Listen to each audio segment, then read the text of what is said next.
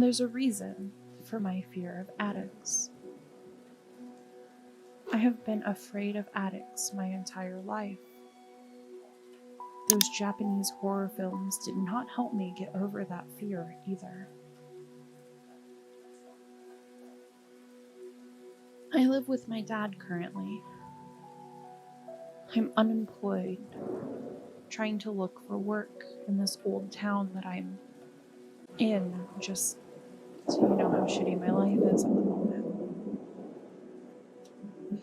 We live in a house that was built in the 1940s or 50s. It has seen its fair share of death in the 60 to 70 years it's been standing. My bedroom is the room that has the attic to the house. Just my luck, I assume. Whenever I walk under the attic, I get a sense that someone or something is watching me. I know for a fact that my house is haunted because I have a sixth sense. I have seen a lot of shadows and heard disembodied voices when I'm home alone. But I have one story that sticks out above the rest. I'll try to keep it short and sweet. So, this story happened in June of this year. I was talking to an old friend of mine about something we wanted to work on together. Right in the middle of our conversation, I heard a loud bang from my attic. And me and my friend and my dog all reacted to it at the same time. I was in the living room and heard it clear as day. And when my dog started barking, I ended the call with my friend and went to check it out despite my obvious fear. I honestly wish I had not made that decision looking back at it now. I proceeded to open up the attic door and climbed up the ladder. I looked up in the attic and realized that a big box had fallen over. I put it back up in its place and decided to turn on my flashlight, hoping that it had just fallen over by itself. I turned my flashlight on to the end of the attic and saw someone crawling very fast towards me. I was so scared that I tripped on the ladder and fell 10 feet onto my shoulder. A little boy got down the ladder and ran out of my house. I called the police. I never found him. I had someone living in my attic and I didn't even know it. All I know now is that I'm horrified, and that moment is scarred into my memory. And after that moment, I do not look in my attic anymore. Chapter 2, Monsters Above.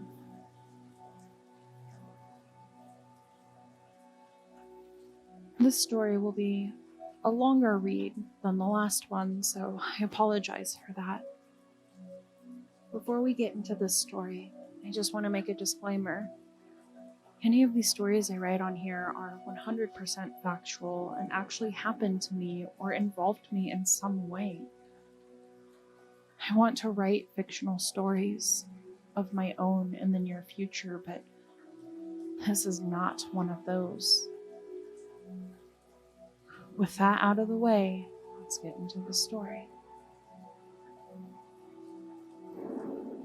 To preface this, I want to say that my sixth sense has never steered me wrong before.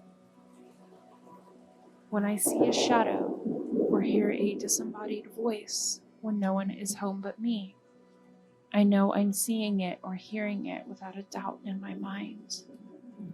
I have no idea where I get my sixth sense from. My mom, my dad, my stepmom possibly. Hell if I know.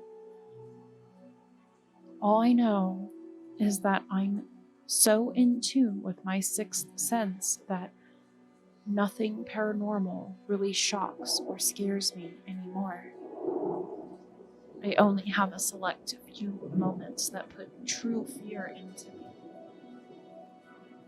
This moment is one of those moments. This story happened a couple of weeks after the incident in the attic.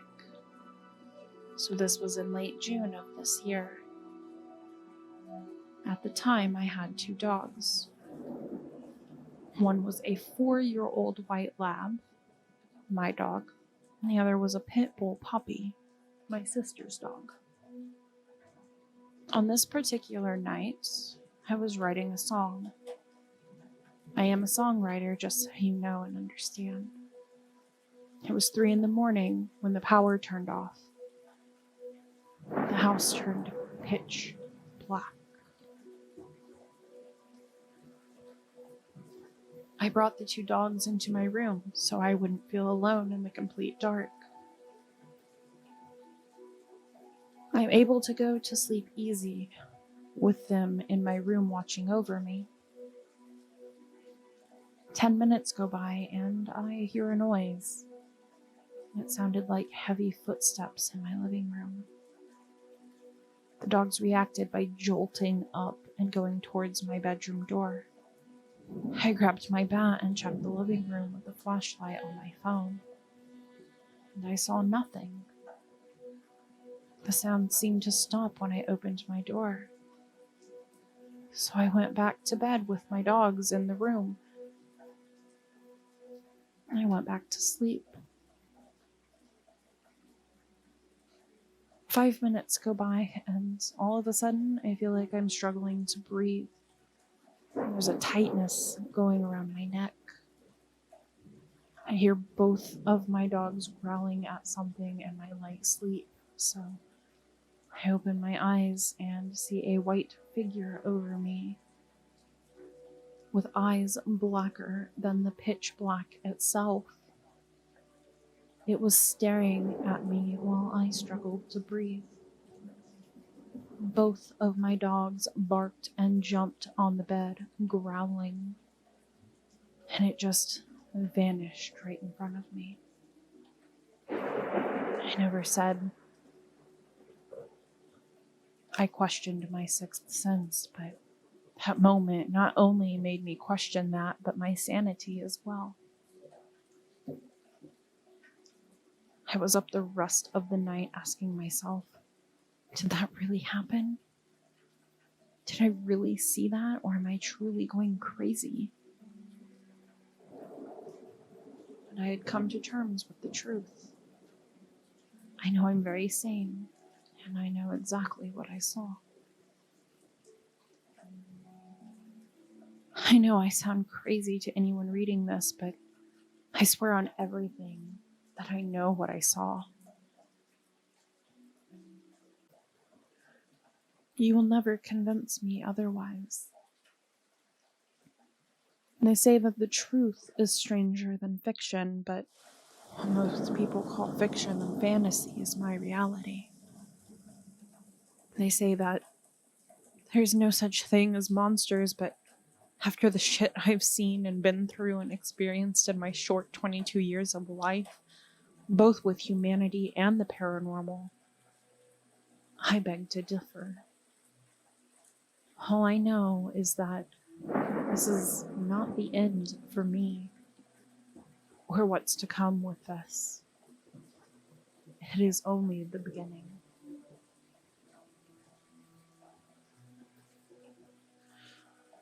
Chapter 3. The One Who Stared Into My Soul.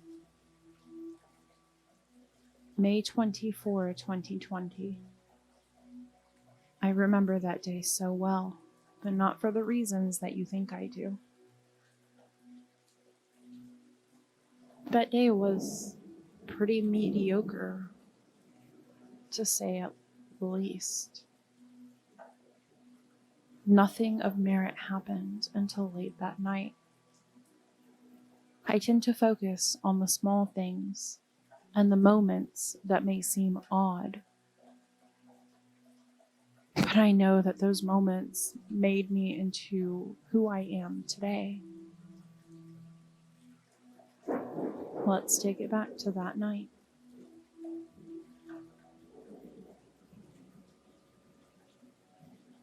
I was home alone that night, playing some video games in my room and just enjoying my time alone.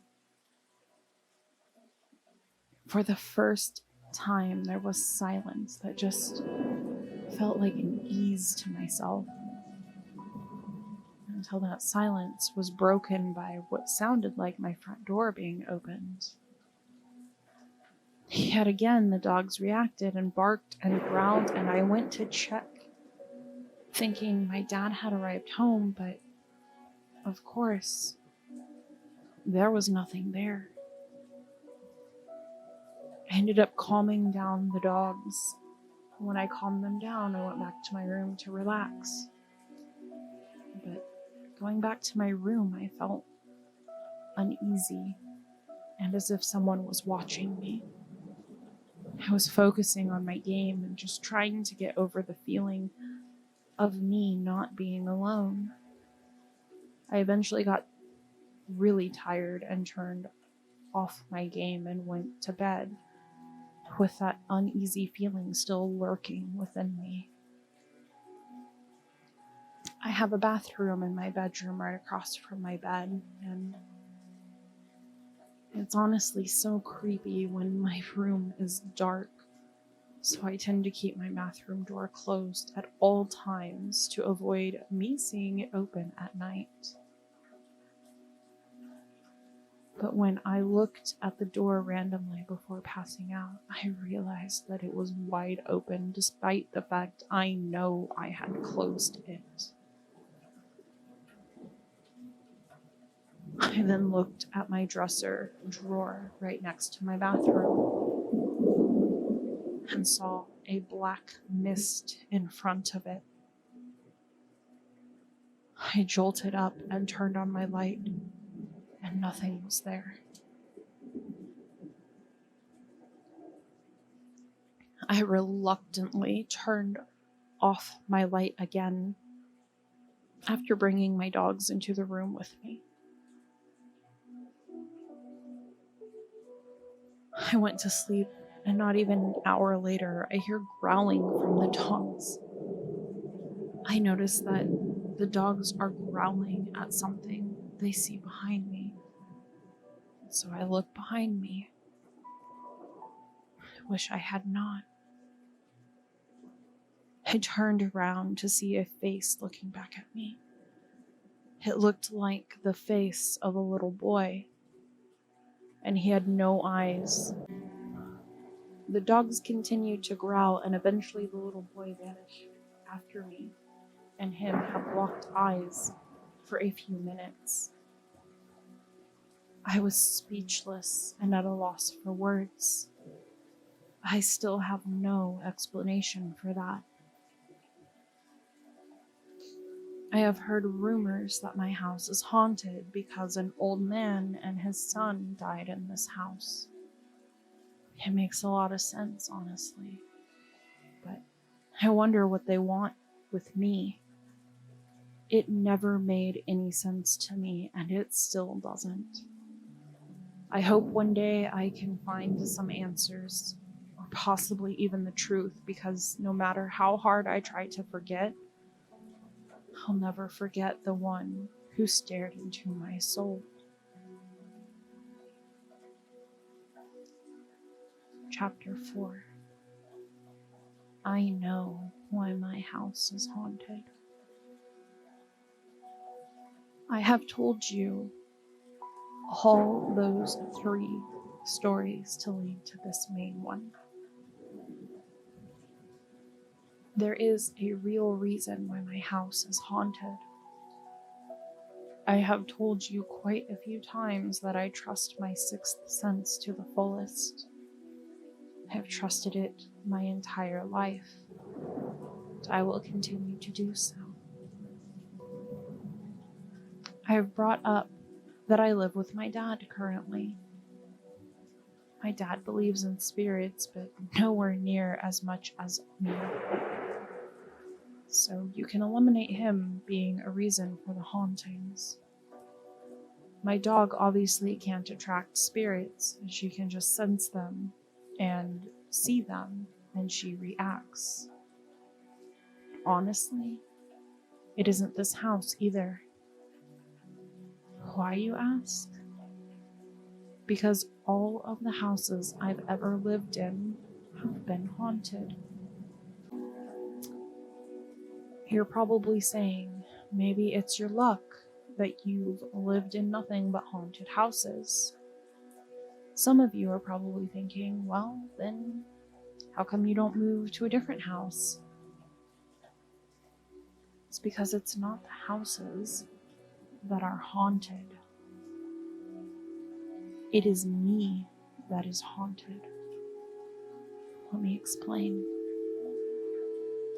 When my mom was 13, she played with a Ouija board. She opened the door for whatever spirit she was talking with, and it became a part of her life. But now my mom isn't the one that's haunted anymore. It was passed down to me, and now I have to deal with this shit. The spirit, or whatever the fuck it is, noticed that I have the strongest sixth sense out of everyone in my family. So it latched on to me. I guess it's just my luck. I told you that the spirits in my room aren't the end for me. It is only the beginning. Since then, I have been through way worse than just the experiences in my bedroom. I have been pushed. I have been scratched. I have felt something touching me when no one was there in sight. And I have had things thrown at me. Living in a haunted house is one thing, and eventually you get used to it in those cases, but when the haunting is part of you, and you're the reason for the haunting, it is truly a nightmare that is damn near impossible to bear or get over. I don't know how my mom ever got over it, but she did. I guess that it's now my turn to try and do the same as she did. I want to finish off with this. I don't know why I'm so in tune with the spirit world. Maybe it's because I've become so immune and accustomed to people dying around me. Who fucking knows anymore? But I do know for a fact, nothing about my life is normal. I am misfortune.